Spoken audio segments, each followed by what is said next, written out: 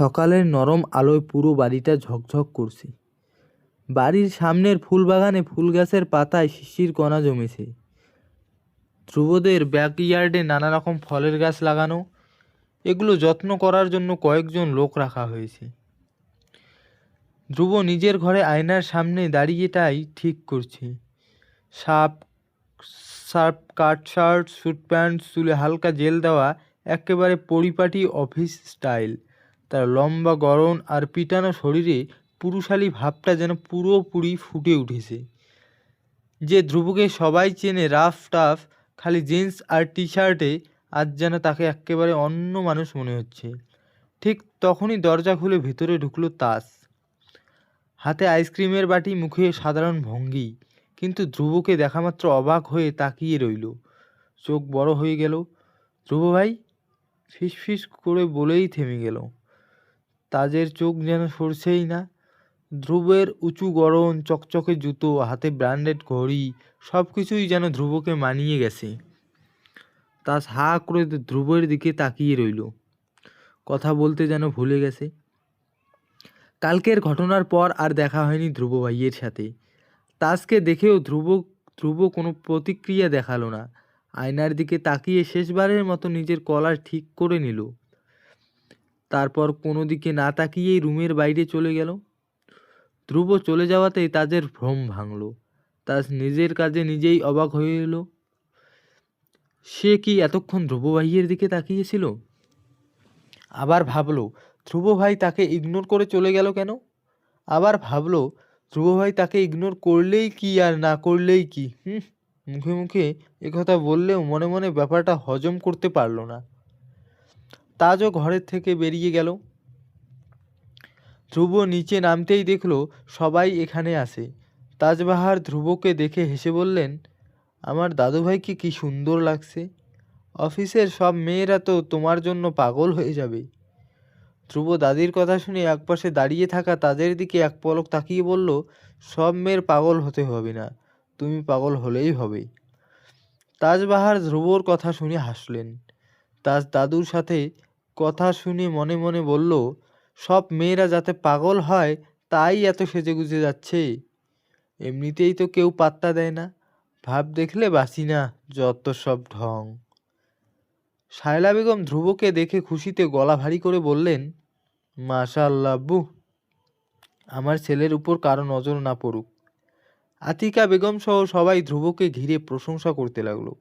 ধ্রুব হালকা মাথা নেড়ে সবার দোয়া নিল। তাজ একপাশে চুপচাপ দাঁড়িয়ে শুনছিল। একবার ধ্রুবর চোখ তার দিকে যায়নি, যেন ইচ্ছে করেই এড়িয়ে যাচ্ছে।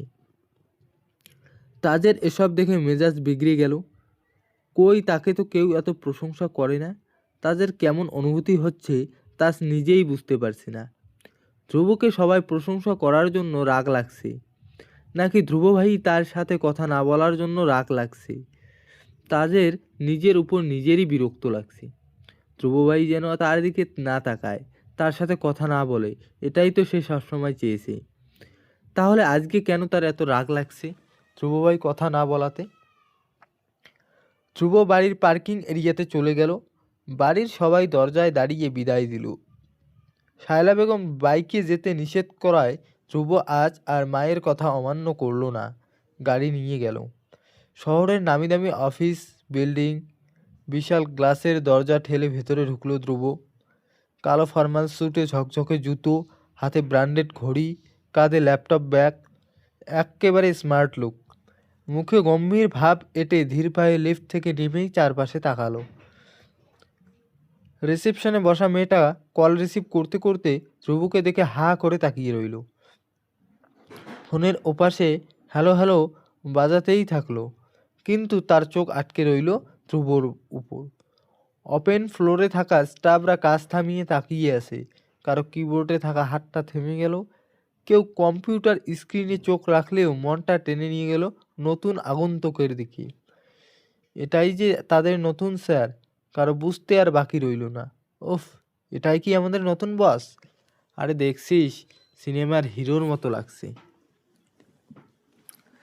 এত হ্যান্ডসাম বস হলে তো কাজ রেখে বসের দিকে তাকিয়ে থাকতে ইচ্ছে করবে। আমার তো এখন হার্ট অ্যাটাক হবে মনে হচ্ছে। মেয়েরা ফিসফিস করতে লাগলো নিজেদের মধ্যে, ঠোঁটে চাপা হাসি। কেউ চুল ঠিক করছে, কেউ লিপস্টিক চেক করছে ছোট্ট আয়নায়। একজন জুনিয়র ছেলেও অবাক হয়ে তার পাশের সহকর্মীকে বলল, এত হ্যান্ডসাম বস থাকলে তো আমাদের আর কোনো মেয়েই পাত্তা দেবে না। ধ্রুব চারপাশের কারো দিকে না তাকিয়ে সোজা নিজের কেবিনের দিকে গেল। মুখে হালকা গম্ভীর ভাব, যেন দুনিয়ার কোনো প্রশংসাই তার কানে পৌঁছাচ্ছে না। কেবিনে ঢুকে দরজা বন্ধ করার আগেই পেছন থেকে অফিসের এইচআর ম্যানেজার দৌড়ে এলেন। একটা ফুলের তোড়া এগিয়ে দিয়ে বললেন, স্যার ওয়েলকাম, আমরা আপনার অপেক্ষাতেই ছিলাম। ধ্রুব মাথা নেড়ে শুধু ছোট্ট হাসি দিয়ে তোড়াটা হাতে নিল। সেই এক ঝলক হাসি দেখেই করিডোরের এক প্রান্ত থেকে অন্য প্রান্ত পর্যন্ত গুঞ্জন ছড়িয়ে গেল। একজন নারী স্টাফ ফিসফিসিয়ে বলল, আহা, হাসলে তো আরও চমৎকার লাগছে। আর অ্যাটিটিউড দেখছিস? একটা মেয়ের দিকেও তাকালো না। আরেকজন বলল, হাতের ঘড়িটা দেখেছিস কত দামি? শুনেছি উনি নাকি লন্ডন থেকে পড়াশোনা শেষ করেই আসছেন, কিছুদিন হলো। অ্যাটিটিউড তো থাকবেই, দামি তো হবেই, এত বড় কোম্পানির মালিকের একমাত্র ছেলে বলে কথা। ধ্রুব নিজের জন্য বরাদ্দকৃত কেবিনে ঢুকে চেয়ার টেনে বসল। আশপাশটা ভালোভাবে দেখলো। রুমটা পরিপাটি, বেশ গোছানো। বুঝতে পারলো তার বাবা রং থেকে শুরু করে সব কিছুই তার পছন্দেই সাজিয়েছেন। ধ্রুব উঠে জানালার কাছ দিয়ে বাইরে তাকালো। স্যার, আমি আপনার পিএ। হঠাৎ করে কেউ এই কথা বলায় ধ্রুব চমকে পেছনে তাকিয়ে দেখলো একটা মেয়ে বেশ উগ্রভাবে দাঁড়িয়ে আছে। তার পোশাকের ধরন এবং দাঁড়ানোর ভঙ্গি মোটেও পেশাদার নয়। মেয়েটিকে দেখেই ধ্রুবর বিরক্তি চরমে উঠল। একে তো নক না করেই ঢুকেছে, তার উপর তার আচরণ ধ্রুবর একদম ভালো লাগলো না। ধ্রুব দাঁতে দাঁত চেপে নিজের ক্রোধকে সংযত করে উচ্চস্বরে বলল, আউট। মেয়েটি ধ্রুবর ধমককে ভয় পেয়ে গেল, অবাক হয়ে বলল, মানে? ইংরেজি বোঝেন না? বেরিয়ে যান এখনই, আর দ্বিতীয়বার নক না করে কেবিনে ঢোকার সাহস করবেন না। অ্যালিসিয়া অত্যন্ত অপমানিত বোধ করলো। মাথা নিচু করে সরি বলে বের হয়ে গেল। তাকে কেউ কোনোদিন এভাবে কথা বলেনি। বের হতে হতে দেখলো আশেপাশে সবাই তার দিকে তাকিয়ে মিটিমিটি হাসছে। তা দেখে সে দ্রুত নিজের ডেস্কে চলে গেল। ধ্রুবর ভালো মুডটাই খারাপ হয়ে গেল। সে বুঝতে পারল না কী ধরনের কর্মীদের এখানে নিয়োগ দেওয়া হয়েছে। মেয়েটি আর 1 মিনিট দাঁড়িয়ে থাকলে সে হয়তো আরও কঠোর কিছু বলে ফেলত। ধ্রুব নিজেকে শান্ত করার চেষ্টা করল। রেডিকিউলাস। নরম হাওয়ায় বারান্দার পর্দা দুলছে। মিষ্টি রোদ এসে আছড়ে পড়ছে তাজের চোখ মুখে। পরীক্ষার আগে পড়তে বসা তাজ আজ পরীক্ষা ছাড়াই বারান্দার দোলনায় বসে বই মেলেছে। কিন্তু মন মোটেই পড়ায় নেই। মনটা যে কোথায় পড়ে আছে সে নিজেও জানে না। যেটা ভাবতে চাইছে না সেটাই ভাবনায় আসছে। আতিকা বেগম তাজের রুমে আসছিলেন তাকে ডাকতে। তাজকে পড়তে দেখে অবাক হয়ে গেলেন। যে মেয়েকে সারাদিন পড়তে বললেও সে বসে না, সে কিনা না বলতেই পড়তে বসেছে। এ যেন আশ্চর্যের বিষয়। তিনি এগিয়ে এসে তাজের কপাল ছুঁয়ে বললেন, কিরে, তুই ঠিক আছিস? জ্বর টর আসেনি তো? পড়তে বসেছিস যে? তাজ মায়ের কাণ্ডে বিরক্ত হলো। সে কি পড়তে বসতে পারে না? এত অবাক হওয়ার কি আছে? কি বলতে এসেছো সেটা বলো। আর আমি কি পড়তে বসতে পারি না? না, তোকে তো হাজার বললেও বসানো যায় না, তাই একটু অবাক হলাম। তোর দাদু তোকে ডাকছে। ঠিক আছে, যাবো এখন। যাও, এখনই যেতে বলেছে। বলেই আতিকা বেগম চলে গেলেন। দাদু কেন ডেকেছে ভাবতে ভাবতে তাজ চলল তার দাদুর রুমে। আসবো দাদু? তাজবাহার বসে চশমা চোখে দিয়ে হাদিস বই পড়ছিলেন। তাজকে দেখে বইটা রেখে দিয়ে গম্ভীর গলায় বললেন, আসো। তাজ ভেতরে এসে খাটের একপাশে বসলো। দাদুকে কিছু বলতে না দেখে তাজ বলল, কিছু বলবে দাদু? তাজবাহার তাজের দিকে তাকিয়ে গম্ভীর গলায় বললেন, কালকে কি হয়েছিল বলো? কান্না করলে কেন? সবাইকে যেটা বলেছ সেটা যে মিথ্যে তা আমি জানি। সত্যিটা বলো। তাজ কি বলবে বুঝতে পারছে না। সত্যিটা কি বলে দেবে? তাজ এত কিছু না ভেবে সত্যিটা বলেই দিল।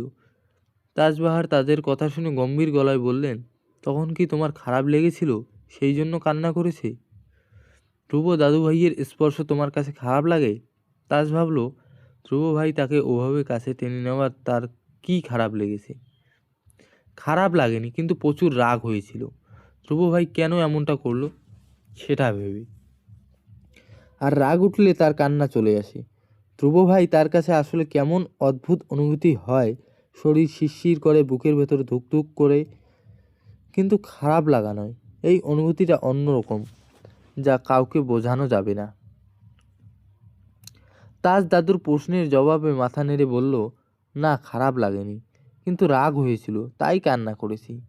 তাদের কথা শুনে বৃদ্ধা মুচকি হাসলেন।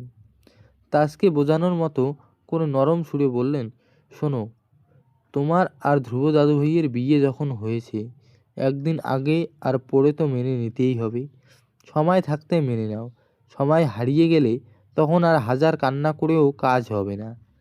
মানে? ছেলেদের ঘরে আপন করে না পেলে বাইরে মন দেওয়ার স্বভাব থাকে। ধ্রুব দাদুভাই এখন অফিসে যাবে, সেখানে অনেক সুন্দরী মেয়েরা কাজ করে। তুমি যদি সম্পর্ক মেনে না নাও, ধ্রুবকে কাছে আসতে না দাও, তাহলে সে যে বাইরের দিকে ঝুঁকবে তা তো বলা যায় না। হয়তো প্রথম প্রথম নিজেকে সংযত রাখবে, তবে ধীরে ধীরে ঠিকই অন্যদিকে মন দেবে। কিন্তু সে তো আমাকে ভালোবাসে না, আর না আমি তাকে। তাহলে কি ভালোবাসাবিহীন সংসার হয়? তাজবাহার তাদের কথা শুনে মনে মনে বললেন, সে যে তোমাকে কতটা ভালোবাসে আর তোমাকে পাগলের মতো কতটা চায়, সেটা যদি তুমি জানতে, তবে কথা বলতে পারতে না। বাইরে থেকে দাদি বললেন, একসাথে থাকতে থাকতেই মায়ার জন্ম হয়, আর মায়াই ভালোবাসার সৃষ্টি করে। আমার আর তোমার দাদা ভাইয়ের ভালোবাসার বিয়ে ছিল না, বয়সের পার্থক্য ছিল প্রায় 15 বছর উপরে, কিন্তু আমাদের সংসারের ভালোবাসার কোনো কমতি ছিল না। তাজবাহার আরও নানাভাবে তাজকে বোঝালেন। তাজ আর কিছু বলল না, শুধু শুনল। কতটুকু উপলব্ধি করতে পারলো তা তার মুখ দেখে বোঝা গেল না। চৌধুরী ভাই। কোনো কিছু পড়ার শব্দে শাওনের ঘুম ভাঙল। শাওন হাত দিয়ে চোখ ঢলে ঘরের দিকে তাকিয়ে দেখল বেলা 10টা বাজে। বাইরে থেকে মিষ্টির খিলখিল হাসির শব্দ শোনা যাচ্ছে। সেই শব্দ শুনে শাওনের মুখেও হাসি ফুটল। আর দেরি না করে বিছানা থেকে উঠে ফ্রেশ হতে ওয়াশরুমে চলে গেল। শাওন বাইরে এসে দেখল মিষ্টি দৌড়াচ্ছে আর তার পিছে পিছে একজন ন্যানি খাবার নিয়ে যাচ্ছে। শাওন মিষ্টিকে কোলে তুলে নিচে নামতে নামতে বলল, আমার আম্মাজান না খেয়ে দৌড়াচ্ছে কেন? আমি দৌড়ে দৌড়ে খেলছিলাম। পাশ থেকে ন্যানি বলল, স্যার আজকে মিষ্টি মামুনি কিচ্ছু খাচ্ছে না, শুধু দুষ্টামি করছে। মিষ্টি চোখ বড় বড় করে ফোলা গাল আর ফুলিয়ে রেগে বলল, এই তুমি মিথ্যা বলছো কেন? আমি তো তোমার সাথে খেলছিলাম।